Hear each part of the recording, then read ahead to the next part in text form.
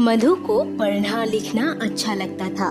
वो हर रोज स्कूल जाने के लिए तैयार होती और उसकी सौतेली माँ पुष्पा उसे घर के काम में लगा देती। ए लड़की, कहाँ जा रही है तू? काम क्या तेरी माँ आके करेगी? आप मेरी माँ के बारे में ऐसे क्यों बात करते हो? बेचारी तो अब इस दुनिया में भी नहीं है और मैंने सारा काम कर दिया है माँ। अब तो मुझे स्कूल जाने दो।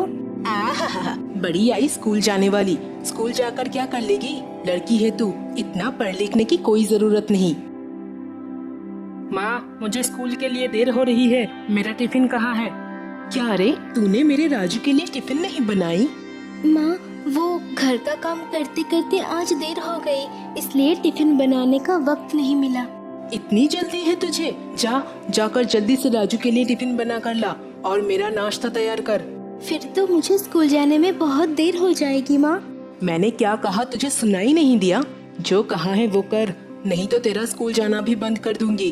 पुष्पा मधु का स्कूल जाना बंद न करवा दे, इसलिए उसकी बात मानकर रवि की टिफिन और उसके लिए नाश्ता बनाकर लाई। माँ, अब मैं स्कूल जाऊँ? रुक, अभी भी काम खत्म नहीं हुआ। पहले बाजार जाकर ये सब सामान खरीद कर ला। मधु को समझ आ गया था कि आज वो स्कूल नहीं जा पाएगी। ऐसे पुष्पा मधु की हर काम में रोक टोक किया करती थी। धीरे धीरे राजू और मधु दोनों बड़े हो जाते हैं। जहाँ एक तरफ मधु मन लगाकर कॉलेज में पढ़ाई कर रही थी, तो वही दूसरी तरफ राजू अपने दोस्तों के साथ इधर उधर घूमता रहता है। एक दिन राजू पुष्पा से चिल्लाकर बोलता है, माँ, मुझे नया फोन चाहिए। मेरे सारे दोस्तों के पास फोन है, तो मुझे भी चाहिए नया फोन। 2 दिन पहले तेरी कॉलेज की फीस के लिए पैसे खर्च हो गए, अभी कहाँ से लाऊं नए फोन के पैसे? वो सब मैं नहीं जानता, मुझे नया फोन चाहिए तो चाहिए। अच्छा ठीक है मेरा लाडला, तो गुस्सा मत कर। ए मधु, जरा इधर आना। मधु रसोई में खाना बना रही थी। पुष्पा की आवाज सुनकर वहाँ आती है। क्या हुआ माँ? कल से तेरा ट्यूशन जाना बंद। अभी तुझे पढ़ाने के लिए इतने पैसे खर्च नहीं कर सकती मैं। लेकिन माँ, ये मेरी कॉलेज की फाइनल ईयर का एग्जाम है। अगर मैं ट्यूशन नहीं गई तो एग्जाम में पास कैसे करूँगी? तेरे पास होने या ना होने से मुझे कोई फर्क नहीं पड़ता। राजू के लिए नया फोन लेना है। अगर तेरे ट्यूशन की फीस में सारे पैसे खर्च कर दूं, तो उसके फोन के लिए पैसे कहाँ से मिलेंगे? पुष्पा ने मधु का ट्यूशन जाना बंद कर दिया और राजू को नया फोन खरीद कर देती है। लेकिन राजू की शौक सिर्फ फोन पर खत्म नहीं होती। कुछ दिन बाद फिर से वो पुष्पा से कहता है, मुझे बाइक चाहिए माँ। ऐसे हर रोज बस में धक्के खाकर कॉलेज नहीं जा सकता। मेरे सभी दोस्त अपने गाड़ी से कॉलेज आते हैं। अगर मेरे पास कम से कम एक बाइक नहीं रहा तो मैं उन लोगों से बात कैसे करूँगा? ये मेरी इज्जत की सवाल है।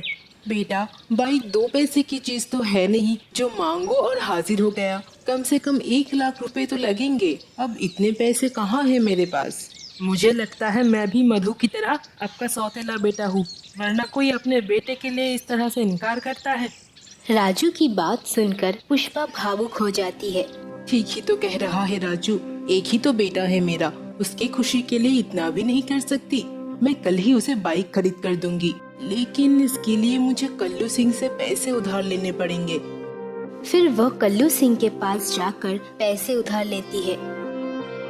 अगले दिन ही राजू की नई बाइक आ गई। राजू उसकी माँ की कमजोरी समझ गई थी और उसका फायदा उठाकर अब वह हर दिन कुछ न कुछ मांगता रहता था और पुष्पा उसे पूरा करने के लिए कल्लू सिंह से पैसे उधार लेती थी।